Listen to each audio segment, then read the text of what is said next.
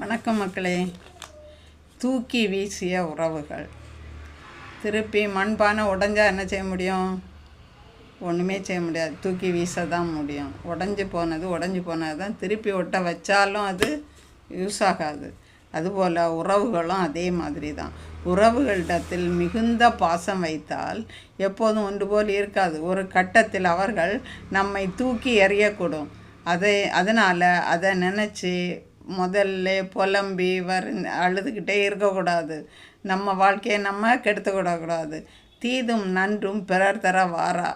நமக்கென்று ஒரு தனித்தன்மையை ஏற்படுத்தி கொள்ளணும்.